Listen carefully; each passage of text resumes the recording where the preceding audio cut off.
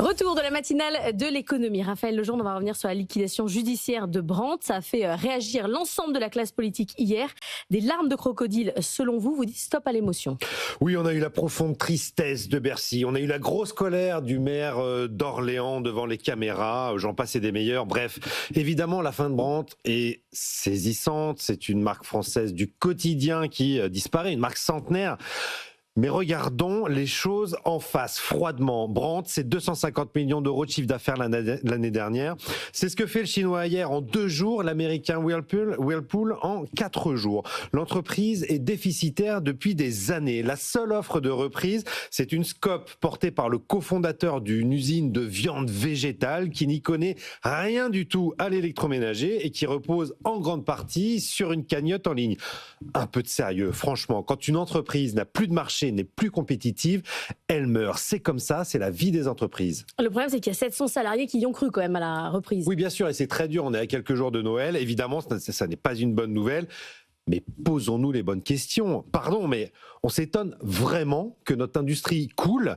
Qu'est-ce qu'on a fait pour améliorer l'environnement de nos entreprises depuis 2 ans en France? Quand de partout autour du monde, la concurrence internationale accélère, on assassine nos entreprises avec un déluge d'impôts, de cotisations, on revient sur les aides, on supprime les exonérations de charges, on alourdit le fardeau normatif.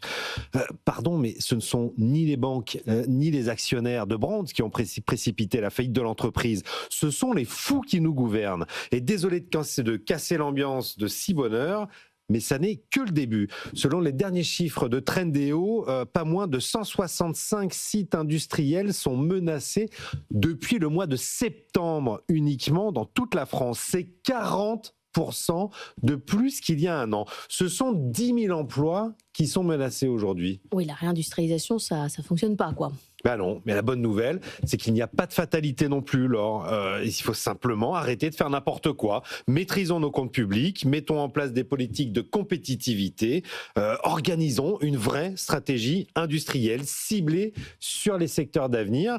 Et là, vous verrez, ça fera des miracles. Comme par exemple Vercors, la dernière des gigafactories françaises, la 3e, ouverte cette semaine à côté de Dunkerque après 2 ans de travaux. Vercors, c'est 570 millions d'emplois aujourd'hui et 1200 à terme. Voilà. Mais pour ça, il faut être un peu moins dans l'émotion et beaucoup plus lucide sur la situation catastrophique dans laquelle se trouve le pays aujourd'hui. Il y a une sorte de destruction créatrice. Il y a ceux qui... C'est très schumpeterien. Voilà. Absolument. Mais on a quand même des bonnes nouvelles avec Clair Obscur, ce jeu vidéo quand même qui cartonne aux États-Unis. Qui vient d'être célébré toute la nuit aux États-Unis. 9 statuettes gagnées sur les 11 pour ce jeu qui est très French Tips, qui a un béret rouge et des marinières. On verra les images prochainement dans la matinale de cette victoire pour ce jeu vidéo Clair Obscur Expédition 33.